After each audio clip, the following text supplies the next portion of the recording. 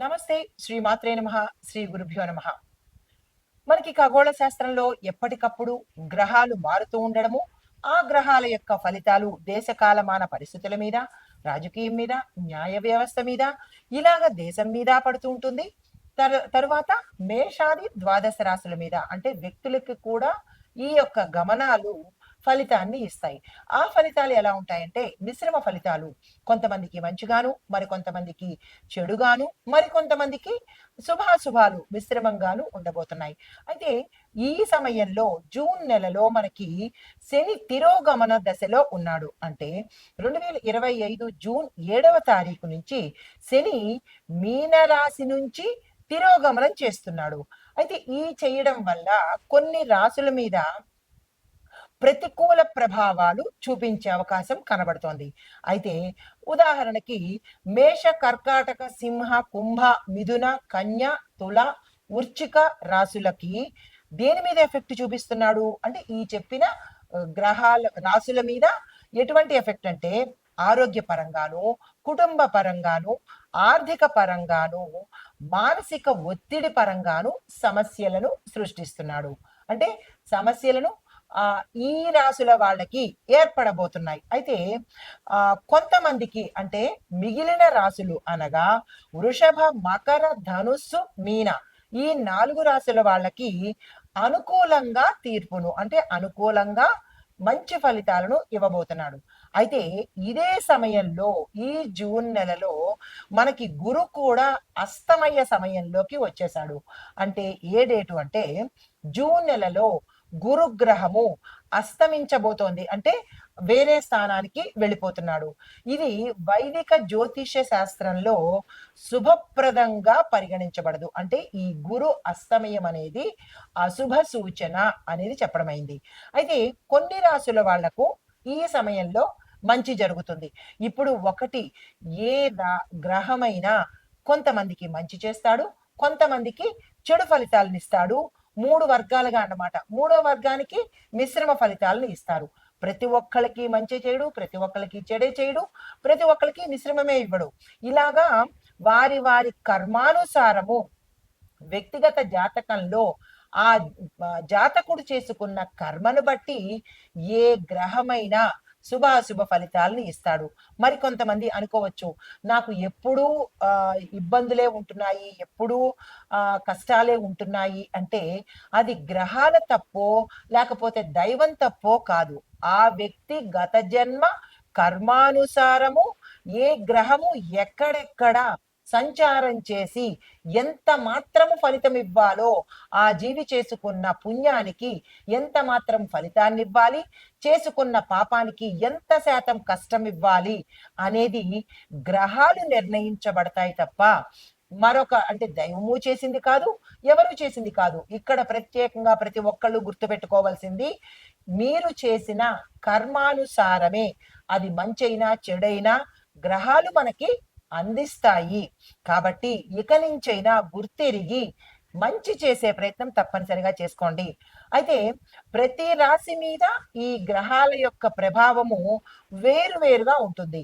ఇక్కడ ఉదాహరణకి మేషరాశి వారికి చూసుకున్నట్టయితే కుటుంబంలో వివాదాలు, ఆర్థిక పరంగా జాగ్రత్తగా ఉండవలసిన స్థితి. వృషభ రాశి వారికి వ్యాపారంలో లాభాలు, ఉద్యోగస్తులకు ప్రమోషన్స్. మిథున రాశి వారికి చూస్తే ఆత్మవిశ్వాసము కొంచెం వీళ్ళకి తగ్గినట్టుగా అనిపిస్తుంది. కార్యాలయాల్లో మీరు చేసే స్థలాలలో సమస్యలు వచ్చే అవకాశం కనబడుతోంది. అయితే కర్కాటక రాశి వారికి ఎలాంటి ఫలితాలు ఇస్తున్నాడు అంటే కుటుంబ సమస్యలు, తీవ్రమైన మానసిక అలజడి, ఒత్తిడి అనేది ఇస్తున్నాడు. మిథున రాశి వారి దగ్గరికి వచ్చేటప్పటికి ఆత్మవిశ్వాసం తగ్గడము, మీరు పనిచేసే కార్యాలయాలలో ఎక్కడ పని చేసినా ఏ రంగం వారికైనా సమస్యలు వచ్చే అవకాశం చాలా ఎక్కువగా కనబడుతోంది. అయితే కర్కాటక రాశి వారికి ఎలాంటి సమస్యలు ఇస్తున్నాడు అంటే కుటుంబ సమస్యలు, మానసిక ఒత్తిడి ఎక్కువగా ఇస్తున్నాడు. తర్వాత సింహరాశి వాళ్లకు వ్యక్తిగత సమస్యలు, కుటుంబంలో అస్థిరత్వం అన్నమాట. కుటుంబంలో సమస్యలు రావడము, స్థిరంగా లేకపోవడము, విడిపోవడము, తగాదాలు రావడము ఇలాంటి సమస్యలన్నీ సింహరాశి వారికి కలగజేస్తున్నాడు. కన్యా రాశి వారికి ఎలా ఇస్తున్నాడు ఫలితాలంటే వారి వారి పనుల్లో ఆటంకాలు రావడము, పనులు జరగకపోవడము, బంధుమిత్రుల మధ్య తగాదాలు రావడము, వివాదాలు రావడము జరిగేటట్టుగా గోచరిస్తోంది. ఇక తులారాశి వాళ్ళకి ఎలా ఇస్తున్నాడంటే కనుక కుటుంబ సమస్యలు ఎక్కువగా రావడము, ఆరోగ్యం మీద ఎక్కువ ప్రభావం చూపిస్తున్నాడు. వృశ్చిక రాశి వాళ్ళకి మానసిక అశాంతి, మానసిక సమస్యలను ఎక్కువగా సృష్టిస్తున్నాడు. దీనితో పాటు ఆర్థిక సమస్యలను కూడా ఎక్కువగా ఇస్తున్నాడు. అయితే ధనుర్రాశి వాళ్ళకి కెరియర్ పురోగతి లేకపోవడము, విద్యార్థులకు మంచి ఫలితాలు రావడము, ఇంకా కొంతమందికి అంటే ధనుర్రాశిలో ఉండే మంచి కర్మ చేసిన వాళ్లకు కెరియర్ ఎక్కువగా ఉండడం అంటే డెవలప్మెంట్ గ్రోత్ కనపడము, ఇన్నాళ్ళు పడ్డ కష్టాలన్నీ తీరిపోవడము జరిగేటట్టుగా చేస్తున్నాడు. ఇంకా మకర రాశి వాళ్ళకి చూసుకున్నట్టయితే ఆర్థికంగా ధనపరంగా విశేషమైన ఫలితాలను ఇవ్వబోతున్నాడు. తరువాత కుటుంబంలో ఆనందాన్ని, సంతోషాన్ని, శుభకార్యాలను చేసే విధంగా చేస్తున్నాడు. ఇంకా కుంభరాశి వాళ్ళకి చూసుకున్నట్టయితే కనుక ఆరోగ్య సమస్యలు తీవ్రంగా పెడుతున్నాడు. కుటుంబ పరంగా చాలా దీన స్థితికి తీసుకువెళ్లే పరిస్థితి తీసుకొస్తున్నాడు. కెరియర్ పరంగా ఒడిదుడుకులను ఇస్తున్నాడు. చాలా కష్టాలు పాలు చేసేటట్టుగా ఈ కుంభరాశి వాళ్ళకి కనబడుతోంది. మీనరాశి వాళ్ళకి ఎలా ఇస్తున్నాడు అంటే కనుక పాత సమస్యలు తిరిగి మళ్ళా పునరావృతం అవ్వడము, మనకి గతంలో సమస్యలు తీరిపోయినాయి కదా ఇక పర్వాలేదు అని అనుకున్న వాళ్ళకి మళ్ళా అవే తిరిగి మళ్ళా సమస్యలుగా తయారయ్యేటట్టుగా చేస్తున్నాడు. వ్యాపారస్తులకు మాత్రము లాభాలను ఇస్తున్నాడు. అయితే ఇవి అన్ని ఒక్కొక్క రాశికి ఎందుకు ఇట్లా చేస్తున్నాడు అంటే కనుక ఇది గోచార రీత్యా చెప్పే ఫలితాలు కానీ వ్యక్తిగత ఫలితాలు కాదు కాబట్టి, మరి ఒక విషయము, ఏ రాశి వాళ్ళు ఎటువంటి కర్మలు చేస్తారో, చెడు కర్మలు చేస్తున్నారో ఆ కర్మల మీద దెబ్బ కొట్టేటట్టుగా గ్రహస్థితులు ఉంటాయి. ఇది ప్రతి ఒక్కళ్ళు గుర్తు పెట్టుకోవాల్సిన విషయము. ప్రతి మనిషి అనుకుంటాడు నేను మంచి చేస్తున్నాను, నేను ఎవరికి చెడు చేయలేదు అని.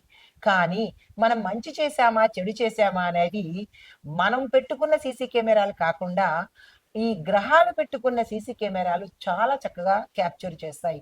ఈ ఒక్క విషయాన్ని ప్రతి ఒక్కళ్ళు గుర్తు పెట్టుకోవాలి. గుర్తు పెట్టుకొని జాగ్రత్తగా ఇక నుంచైనా నడవాలి. గ్రహాలను మోసం చేయడం ఎవరి వల్ల కాదు.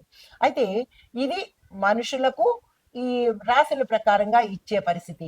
మరి ఇంకా దేశపరంగా ఎలాంటి ఫలితాలు ఇస్తున్నాడు అంటే కనుక దేశ కాలమాన సామాజిక, రాజకీయ, ఆర్థిక, న్యాయ, వ్యవసాయ, వాతావరణ పరిస్థితులు ఎలా ఉంటున్నాయంటే కనుక ఆర్థికంగా చూసుకున్నట్టయితే ముందుగా కొన్ని రంగాలలో వృద్ధి కనపడుతోంది.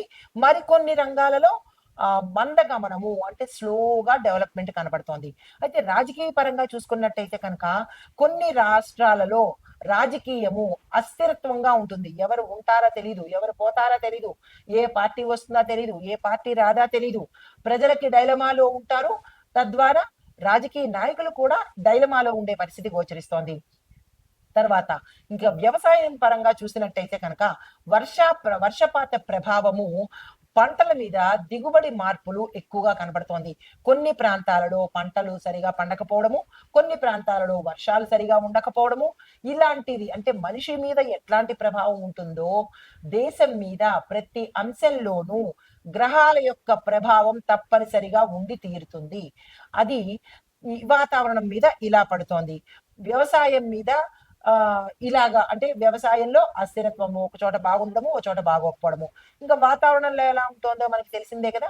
కొన్ని చోట్ల వర్షం పడ్డము, కొన్ని చోట్ల వేడిగా ఉండడము, మరి కొన్ని చోట్ల తుఫాన్లు, మరి కొన్ని చోట్ల భూకంపాలు, ఇలాంటి పరిస్థితులు ఏర్పడే అవకాశము ఈ ఫలితాలు, ఈ గ్రహాలు ఇస్తున్నాయి. అయితే ఈ ఫలితాలు మరి మేషాది ద్వాదశ రాశుల వారికి ఏ రంగాల్లో ఉన్న వారికి ఎలా ఉండబోతోంది అనేది ఇప్పుడు చర్చించుకుందాం. తదుపరి రాశి తులారాశి. ఈ రాశిలో ఉండే వారికి చూసుకున్నట్టయితే ఉద్యోగస్తులకు ఉన్నత స్థాయి బాధ్యతలు వస్తాయి. అంటే హై కీ రోల్స్ మీకు వస్తాయన్నమాట. హై అండ్ ప్రమోషన్స్, కీలకమైన పొజిషన్స్ మీకు వచ్చే అవకాశం కనబడుతోంది. ఆదాయ మార్గాలు కూడా పెరుగుతాయి. ఆదాయం కూడా పెరిగే అవకాశం ఎక్కువగా కనబడుతోంది. తర్వాత ఆర్థికంగా చూసుకున్నట్టయితే కనుక పెట్టుబడులు లాభాన్ని ఇస్తాయి. పాత రుణాలు ఏవైనా ఉండి మిమ్మల్ని ఇబ్బంది పెడుతున్నట్టయితే కనుక అవి తీరిపోయి కొత్త రుణాల జోలికి వెళ్ళవలసిన అవసరం లేకుండా మీకు ఆదాయ మార్గాలు పెరుగుతాయి. ఇది చాలా సంతోషించవలసిన విషయం అనమాట. కాబట్టి పెట్టుబడులు పెడదామన్నా, ఏవైనా దాచుకోవాలన్నా, లేదా సేవింగ్స్ చేసుకోవాలన్నా, ఏది మీరు ధనానికి సంబంధించినటువంటి ప్లాన్స్ వేసుకున్నా ఈ సమయం మీకు చాలా చక్కగా ఉండబోతోంది. వెంటనే ఆ ప్రయత్నం చేసుకోండి. తరువాత వ్యాపారస్తులకు చూసుకున్నట్టయితే కనుక వ్యాపార విస్తరణకు గాని లేదా కొత్త ఒప్పందాలు కానీ ఇది చాలా గోల్డెన్ పీరియడ్. ఆ ప్రయత్నం తప్పనిసరిగా చేసుకోండి. దానికి తగిన ఏర్పాట్లు కూడా చేసుకోండి. వృధా అయితే మాత్రం చేసుకోకండి. పెట్టుబడులు పెట్టేటప్పుడు భూమి మీద కావచ్చు, షేర్స్ మీద కావచ్చు, లేదా మీరు దేని మీద అనుకుంటారో దాని మీద పెట్టేటప్పుడు లాంగ్ టర్మ్‌ని ఎంచుకోండి. షార్ట్ టర్మ్ అయితే ఎంచుకోకండి. అంటే ఉదాహరణకు 1 ఇయరో లేదా 2 ఇయర్సో అలా కాకుండా ఒక 5 ఇయర్సో, ఒక 15 ఇయర్సో, 10 ఇయర్సో ఇలా మీ యొక్క సదుపాయాన్ని బట్టి లాంగ్ టర్మ్‌ని ఎంచుకునే ప్రయత్నం చేసుకోండి. ఎందుకంటే ఈ రేట్ ఆఫ్ ఇంట్రెస్ట్‌లు మీకు లాంగ్ టర్మ్‌లో వచ్చే అవకాశం ఎక్కువగా కనపడుతుంది. ఒకవేళ బ్యాంకింగ్ సెక్టార్ ఫ్లక్చుయేట్ అయినా కానీ మీ ఇంట్రెస్ట్‌లు మీకు తప్పకుండా వచ్చి తీరతాయి కాబట్టి ఆ ప్లాన్‌ను మీరు చేసుకునే ప్రయత్నం తప్పనిసరిగా చేసుకోండి. అయితే ఇంక కుటుంబ పరంగా చూసుకున్నట్టయితే గనక దాంపత్య జీవితం చాలా ఆనందంగా ఉండబోతోంది. వివాహానికి ప్రయత్నాలు కానీ, లేదా సంతానం కోసం ప్రయత్నాలు కానీ, లేదా ఇల్లు, వాకిల్లు కొనుక్కోవడం కోసం ప్రయత్నం కానీ, లేదా విడిపోయిన భార్యాభర్తలు కలవడం కోసం ప్రయత్నం కానీ, ఇలాగ కుటుంబానికి సంబంధించినటువంటి ఏ కీలకమైన నిర్ణయాలు కానీ, ఎటువంటి ప్రయత్నాలు కానీ, ఎటువంటి చర్చలు కానీ చేసుకునేందుకు ఇది భేషైన సమయము. ఈ దిశగా ప్రయత్నాలు చేసుకోండి. అయితే మీకు చెప్పదగిన విశేషం ఏంటంటే ఇక్కడ ఇంట్లో శుభకార్యాలు జరిగే సూచనలు కనబడుతున్నాయి. దానికి తగిన చర్చలు కానీ, లేదా డెసిషన్స్ కానీ పెద్దలతో కూర్చుని, మీ కుటుంబం మొత్తం కూర్చుని నిర్ణయాలు తీసుకునే ప్రయత్నం చేస్తే సక్సెస్ అయ్యే అవకాశం తప్పనిసరిగా కనబడుతోంది. ఈ సమయాన్ని అస్సలు వృధా చేసుకోకండి. ఇది చాలా golden opportunity and golden period కూడా. దీన్ని వృధా చేసుకోకండి. ఇది ఈ రాశిలో ఉండే వారికి చెప్పదగిన గోచార రీత్యా ఫలితాలు, విశేషాలు. నమస్తే.